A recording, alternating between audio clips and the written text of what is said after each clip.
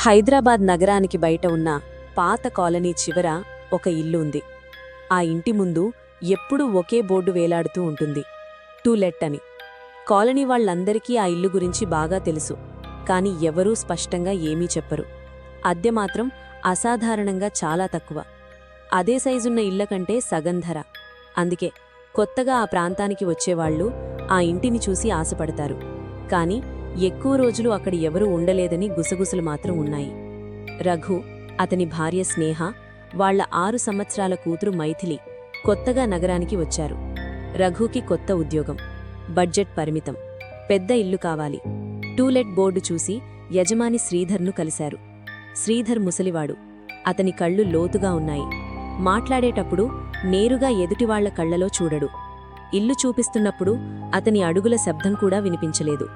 లోపలికి అడుగుపెట్టగానే స్నేహకు అసహజమైన చలి తాకింది. ఫ్యాన్లు ఆఫ్లోనే ఉన్నాయి, కిటికీలు మూసే ఉన్నాయి. అయినా లోపల గాలి చల్లగా ఉంది. హాల్ చాలా పెద్దది, మధ్యలో పాత సోఫా, గోడమీద పెద్ద గడియారం. అది 12:15 వద్దే ఆగిపోయింది. స్నేహ ఆగి అడిగింది, ఇంత చీప్గా ఎందుకిస్తున్నారు? శ్రీధర్ కొద్దిసేపు నిశ్శబ్దంగా నిలబడి నెమ్మదిగా అన్నాడు, ఒకే ఒక్క కండీషనుంది. అర్ధరాత్రి 12 తర్వాత మెయిన్ హాల్లోకి రావద్దు. కరెంటు పోయినా, శబ్దం వినిపించినా, ఎవరైనా పిలిచినా హాల్కి రాకూడదు. రఘు నవ్వేసి, అంతేనా? అది పెద్ద విషయం కాదు అన్నాడు. కాని శ్రీధర్ నవ్వలేదు. ఒకసారి అడ్వాన్స్ ఇచ్చాక తిరిగి ఇవ్వను. ఇక్కడికి వచ్చినవాళ్లు సులభంగా వెళ్లలేరు అని చెప్పి వెళ్ళిపోయాడు. మొదటి 2 రోజులు ప్రశాంతంగా గడిచాయి. ఇల్లు పెద్దది. మైథిలి హాల్లో ఆడుకుంటూ సంతోషంగా గడిపింది. కాని 3వ రోజు నుంచే కొన్ని చిన్న చిన్న అసహజ విషయాలు మొదలయ్యాయి. హాల్ గడియారం పనిచేయకపోయినా రాత్రి సమయంలో మెల్లగా టిక్ టిక్ అని వినిపించేది. స్నేహ బాత్రూంలో నీళ్లు ఆఫ్ చేసినా రాత్రి ఫ్లోర్ తడిగా కనిపించేది. ఒకసారి మైథిలి గోడ మూలవైపు చూసి నవ్వింది. ఎవరితో మాట్లాడుతున్నావు అని స్నేహ అడిగితే, తడిగా ఉన్న ఆంటీ అని చెప్పింది. స్నేహ నవ్వేసి పట్టించుకోలేదు. కాని ఆ మాట ఆమె మనసులో ఎక్కడో గుచ్చుకుంది. 3వ రోజు రాత్రి 11:58. కుటుంబమంతా బెడ్రూంలో పడుకున్నారు. ఒక్కసారిగా కరెంటు పోయింది. ఇల్లు పూర్తిగా చీకటిలో మునిగిపోయింది. ఆ చీకటిలోనే హాల్ నుంచి గడియారం గట్టిగా మోగింది. టన్ టన్ టన్ 12 సార్లు. రఘు ఒక్కసారిగా లేచాడు. మన గడియారం పనిచేయదుగా అన్నాడు. స్నేహ గుండె వేగంగా కొట్టుకుంది. హాల్కి వెళ్లొద్దు అని అతన్ని ఆపింది. అదే సమయంలో హాల్ నుంచి చిన్న అడుగుల శబ్దం వినిపించింది. తడినేలమీద ఎవరో నడుస్తున్నట్టు, చప్ చప్ అని. మైథిలి నిద్రలోనే మెల్లగా అంది, అమ్మా, ఆంటీ పిలుస్తోంది, ఆమె తడిగా ఉంది అని. స్నేహ రక్తం గడ్డకట్టినట్టు అయిపోయింది. రఘు ఇక ఆగలేక తలుపు తెరిచాడు. హాల్లో చంద్రకాంతి కిటికీ నుంచి లోపలికి పడుతోంది. ఫ్లోర్ మొత్తం తడిగా ఉంది. సోఫా మీద ఎవరో కూర్చున్నట్టు నీటి ముద్ర ఉంది. గడియారం ఇప్పుడు పనిచేస్తోంది. Tick tick tick. ప్రతి శబ్దం గుండెల్లో మోగుతున్నట్టు ఉంది. బాత్రూం వైపు నుంచి నీళ్లు జారుతున్న శబ్దం వినిపించింది. రఘు ఒక అడుగు ముందుకు వేశాడు. అప్పుడు హాల్ మధ్యలో ఒక స్త్రీ ఆకారం నిలబడి ఉంది. ఆమె జుట్టు పూర్తిగా తడిగా ఉంది. చీర నుంచి నీళ్లు కారుతున్నాయి. ఆమె మెడ అసహజంగా వంకరగా ఉంది. ముఖం మసకగా ఉంది, కాని కళ్ళు నేరుగా రఘుని చూస్తున్నాయి. ఆమె నెమ్మదిగా తల తిప్పింది. గడియారం ఒక్కసారిగా ఆగిపోయింది. చీకటి మరింత గాఢమైంది. ఆ స్త్రీ ఒక్క క్షణంలో కనిపించకుండా పోయింది. అదే సమయంలో కరెంటు వచ్చి ఫ్లోర్ మళ్లీ పొడిగా ఉంది. ఏమీ జరగనట్టే. స్నేహ వణికితూ రఘు దగ్గరకు వచ్చింది. ఇద్దరూ మాట్లాడలేకపోయారు. అదే సమయంలో గోడమీద ఉన్న ఒక పాత ఫోటో ఫ్రేమ్ నేలమీద పడిపోయింది. అందులో ఉన్న ఫోటోలో అదే స్త్రీ ఉంది, తడిగా, చిరునవ్వుతో. కింద రాసి ఉంది, వసంత, 2018, ఈ ఇంటి చివరి నివాసి అని. ఆ ఫోటో ఫ్రేమ్ నేలపై పగిలిన తర్వాత ఆ ఇంట్లో గాలి కూడా మారిపోయింది. స్నేహ చేతులు వణికిపోతున్నాయి. రఘు మాత్రం తాను చూసింది నిజమా కాదా అని తనలో తానే పోరాడుకుంటున్నాడు. మన ఇద్దరికీ ఒకేసారి భ్రమలు రావు అనుకున్నాడు. కాని ఆ ఫోటోలో ఉన్న స్త్రీ, ఆమె కాసేపటి క్రితం హాల్లో కనిపించిన ఆకారం, అది మాత్రం నిజం. ఫోటో కింద రాసిన పేరు వసంత, 2018, ఈ ఇంటి చివరి నివాసి అని. ఆ రాత్రి మిగతా సమయం వాళ్లు నిద్రపోలేదు. బెడ్రూం తలుపు మూసుకొని ఉదయం కోసం వేచి చూశారు. తెల్లవారగానే రఘు బయటకి వెళ్లి కాలనీ వాళ్లని అడిగి ఆ ఇంటి విషయం తెలుసుకోవాలని నిర్ణయించుకున్నాడు. ఉదయం ఆ ఇంటి బయట వాతావరణం సాధారణంగానే ఉంది. పక్షులు కూస్తున్నాయి. సూర్యకాంతి లోపలికి పడుతోంది. రాత్రి జరిగినది అంతా కలలా అనిపించేలా ఉంది. కాని హాల్లో పడిపోయిన ఫోటో గాజు మాత్రం నేలపై చెల్లాచెదురుగా పడి ఉంది. రఘు కాలనీ చివర ఉన్న టీ షాప్కి వెళ్లాడు.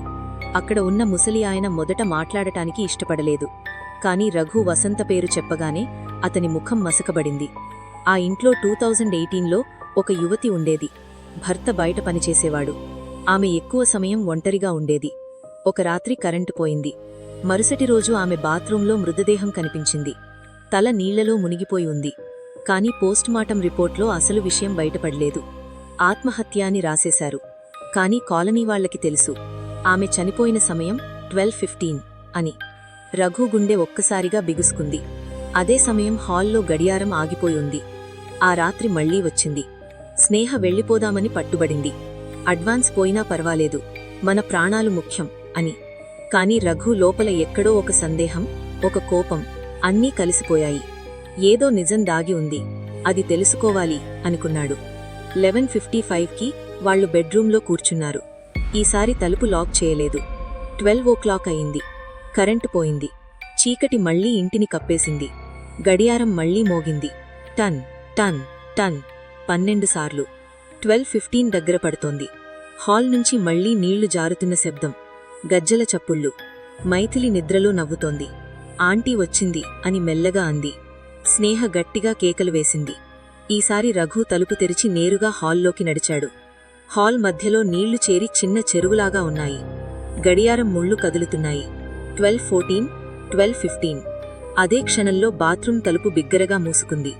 హాల్ మధ్యలో వసంత ఆకారం మెల్లగా స్పష్టమయింది. ఈసారి ఆమె ముఖం స్పష్టంగా కనిపించింది. కళ్లలో నొప్పి, కోపం, ఒంటరితనం అన్నీ కలిసిపోయాయి.